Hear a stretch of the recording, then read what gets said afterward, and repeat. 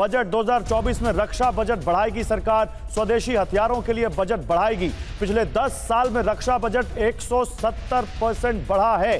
2024 के अंतरिम बजट में 6.21 लाख करोड़ डिफेंस सेक्टर के लिए एलोकेट किए गए थे। अब आज नंबर बढ़ेगा, इसी कॉन्टिन्यूटी में कुछ और नया ऐलान होगा, क्या किया जाएगा इस पर सबकी नजर है। बिल्कुल गौरव, कुछ आइए डिटेल्स में जानकारी देते हैं। डिफेंस सेक्टर पर क्यों ध्यान रहता है सरकार का और अब तक क्या हुआ है, आपको बताते हैं। मोदी सरकार में डिफेंस एक्सपोर्ट जो रहा है वो कैसा रहा है। देखिए, बहुत जरूरी बात, स्वदेशी हथियारों पर जोर दिया जा रहा है। 2013-14 की बात करें तो 686, इसके अलावा 2014-15 की बात करें तो 1941, 2015-16 की बात करें 2058। देखिए कैसे बढ़ रहा है, ये फिगर लगातार बढ़ रहा है। 2016-17 की बात करें तो यहां पर कम एलोकेशन 1521, इसके अलावा 2017-18 की बात करें 4682, यहां से लेकर यहां तक। और फिर 2018-19 की बात करें तो ये देखिए कितना ज्यादा बढ़ोतरी हुई है। और बीते 10 सालों में, आंकड़े आपको करोड़ में दिखा रहे हैं, बीते 10 सालों में 170% तक ये उछाल आया है। अब ये देखिए 2019-20 9115, उसके अलावा 20-21 में देखिए इसमें कम हुआ है जरूर, लेकिन ये कोरोना का वक्त था जब इसमें कम हुआ। और इसके बाद 2021-22 में देखिए क्या बूम आया, क्या उछाल आया। उसके बाद ये ग्राफ 2022-23 में देखिए 15,000 तक चला गया।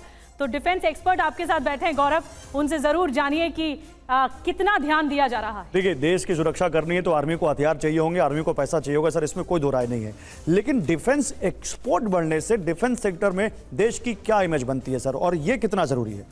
देखिए, ऐसा है कि किसी भी देश के अंदर अगर निवेश आना है, उसकी तरक्की होनी है, इंडस्ट्रियलाइज होना है, जब तक आपके बॉर्डर सुरक्षित नहीं होंगे, एक्सटर्नल और इंटरनल सिक्योरिटी आपकी पुख्ता नहीं होगी, तो कोई भी इन्वेस्टमेंट नहीं आएगा। इसलिए आपको अपना डिफेंस को तगड़ा करना है। और डिफेंस के अंदर दो हिस्से आगे, एक तो आपका जो अपनी कैपेबिलिटी है आर्म्ड फोर्सेस की, चाहे वो आर्मी, नेवी, एयरफोर्स हो, मौजूदा थ्रेट्स को मद्देनजर रखते हुए उनको सक्षम बनाना है। और साथ साथ में जो हमारी डिफेंस प्रोटेक्शन है, जो हमें आत्मनिर्भर भी करती है और हमको वो रेवेन्यू कमा के भी देती है, उसको बढ़ावा देना है। और अभी जो आपने आंकड़े दिखाए, ये लगातार हमारा जो डिफेंस एक्सपोर्ट्स है ये दिन ब दिन बढ़ता चला जा रहा है। आज के दिन में हिंदुस्तान या भारत हमारा तकरीबन दुनिया के अंदर 12 मुल्कों को एक्सपोर्ट कर रहा है। हाँ। मेजर आर्मामेंट्स, हाँ, जिसके अंदर आपके मिसाइल सिस्टम्स है, ब्रह्मोस, और उसमें बहुत बड़ा नाम आर्मेनिया, फिलीपींस ऐसे देशों का भी है। मैं आ रहा हूं आपके से। देखिए, एक बड़ी खबर और आ रही है अग्निवीर योजना को लेकर, दिखाइए जरा। बजट में अग्निवीर योजना पर भी ऐलान हो सकता है, बड़ी खबर। अग्निवीर योजना में बदलाव पर भी कोई ऐलान बजट में संभव है। ये देखिए, अग्निवीर योजना क्योंकि बहुत बड़ा चुनावी मुद्दा भी है, बहुत बड़ा पॉलिटिकल इशू भी है, इसको लेकर सरकार क्या कुछ करेगी बजट में, ये भी देखना होगा। सर, अग्निवीर पर क्या कहना है आपका? देखिए, अग्निवीर योजना जो है एक इंडिविजुअल एस्पिरेशन है, एक ऑर्गेनाइजेशन रिक्वायरमेंट है। ऑर्गेनाइजेशन को चाहिए यंग ब्लड जवान हो, ताकि वो हाई एल्टीट्यूड में, पहाड़ी इलाके में, गलवान जैसी जगह, कारगिल जैसी जगह में लड़ सकें। और साथ में आपकी जो ओवरऑल प्रोफाइल है आर्मी की, वो यंग रहे।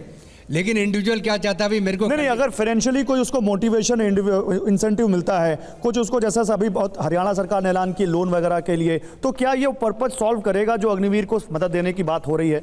बिल्कुल। देखिए, थोड़ा सा अमेंडमेंट हो जाने से अग्निवीर एक बहुत पॉपुलर स्कीम बन जाएगी। हाँ। इसको अनफॉर्चुनेटली बहुत ज़्यादा पॉलिटिसाइज कर दिया गया। हाँ। मैं खुद शॉर्ट सर्विस कमीशन में भर्ती हुआ। हाँ। 5 साल के लिए मैं जनरल बन के रिटायर हुआ।